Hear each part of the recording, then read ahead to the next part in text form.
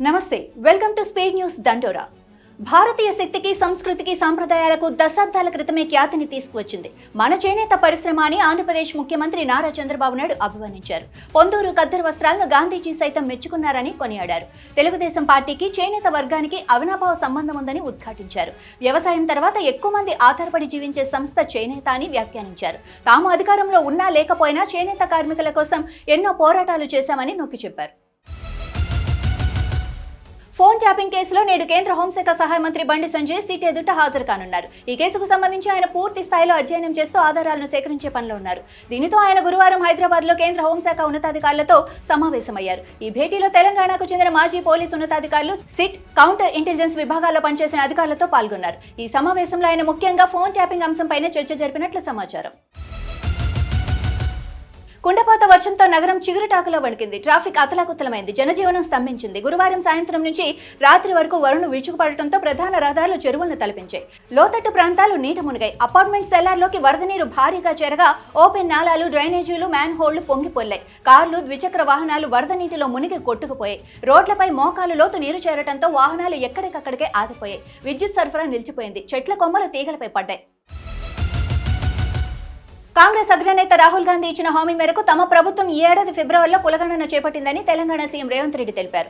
ఆ సర్వే లెక్కల ప్రకారం బీసీలకు 42% రిజర్వేషన్లు ఇవ్వాలని రాష్ట్ర ప్రభుత్వం నిర్ణయించిందని చెప్పారు. బీసీలకు 42% రిజర్వేషన్లు కల్పిస్తూ బిల్లు రూపొందించి రాష్ట్రపతికి పంపామని, ఆ రిజర్వేషన్లపై పోరాడేందుకే ఢిల్లీకి వచ్చామన్నారు. జంతర్ మంతర్ వద్ద మహాధర్నా నిర్వహించి కేంద్రాన్ని నిలదీశామని, గల్లీలో కాదు ఢిల్లీలోనే తేల్చుకుందామని దేశ రాజధానికి వచ్చామని తెలిపారు.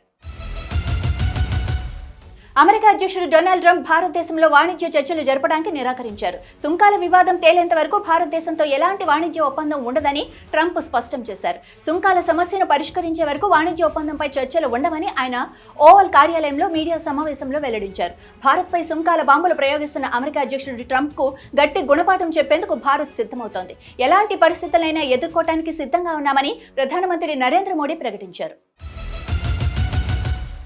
టారిఫ్లపై ఢిల్లీతో చర్చలు జరిపే ప్రసక్తే లేదని అగ్రరాజ్య అధ్యక్షుడు డొనాల్డ్ ట్రంప్ తేల్చి చెప్పడంతో భారత ప్రధాని నరేంద్ర మోడీ కీలక భేటీకి సిద్ధమయ్యారు.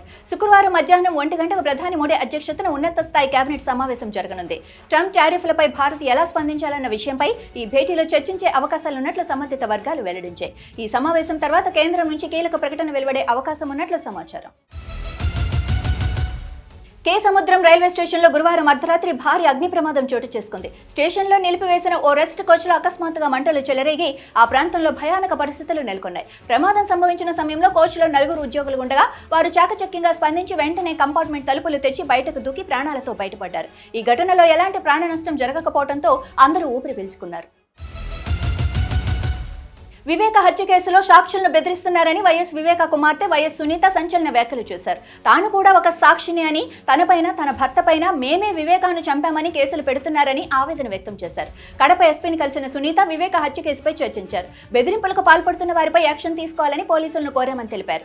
తప్పు ఎవరు చేసినా శిక్ష పడాల్సిందే అన్నారు. వివేక హత్య కేసు తాజా పరిణామాలను ఎస్పీకి వివరించారు. సుప్రీంలో నిందితుల బెయిల్ రద్దు పిటిషన్ దృష్ట్యా ఎస్పీని కలిసినట్లు తెలిపారు. భారత ఎన్నికల సంఘంపై కాంగ్రెస్ నాయకుడు రాహుల్ గాంధీ చేసిన వ్యాఖ్యలను బీజేపీ తీవ్రంగా ఖండించింది. రాహుల్ వ్యాఖ్యలు సిగ్గుచేటని, ప్రజల తీర్పును అవమానించడమేనని బీజేపీ నాయకులు విమర్శించారు.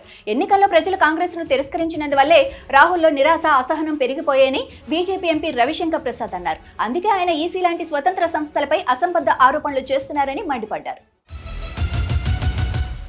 రష్యా అధ్యక్షుడు వ్లాదిమిర్ పుతిన్తో భారతీయ జాతీయ భద్రతా సలహాదారు అజిత్ దోవల్ మాస్కోలో సమావేశమయ్యారు. ఈ భేటీకి చాలా ప్రాధాన్యత సంతరించుకుంది. ఇటీవల రష్యా నుంచి చమురు కొనుగోలు చేస్తుండటంతో అమెరికా అధ్యక్షుడు డొనాల్డ్ ట్రంప్ భారత్పై భారీగా సుంకాలు పెంచారు. ఈ సమావేశంలో 2 దేశాల మధ్య దౌత్య సంబంధాలు, అమెరికా విధించిన టారిఫ్ల గురించి చర్చ జరిగి ఉండవచ్చని భావిస్తున్నారు. భారత్, రష్యా మధ్య ఉన్న బలమైన వ్యూహాత్మక భాగస్వామ్యాన్ని మరింత ముందుకు తీసుకెళ్లడానికి ఈ చర్చలు ఉపయోగపడతాయని విశ్లేషకులు చెబుతున్నారు. టీడీపీ ఎమ్మెల్సీ ఆలపాటి రాజేంద్ర ప్రసాద్తో తన ప్రాణానికి ప్రమాదం ఉందని శాతవాహన కళాశాల ప్రిన్సిపల్ వంకాయలపాటి శ్రీనివాస్ పేర్కొన్నారు. కళాశాల వ్యవహారంపై తనను బెదిరిస్తున్నారని ఆయన పేర్కొన్నారు. ఈ మేరకు న్యాయవాదితో కలిసి పోలీస్ కమిషనర్కు ఫిర్యాదు చేసినట్లు వెల్లడించారు.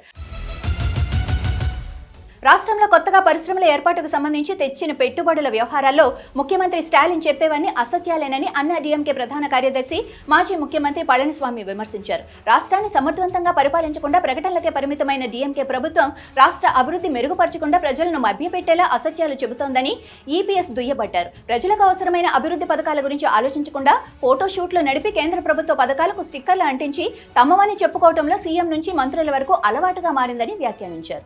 ఇవి ఇప్పటి వరకున్న స్పే న్యూస్ దండోరా. చూస్తూనే ఉండండి అభినవ్ భారత్.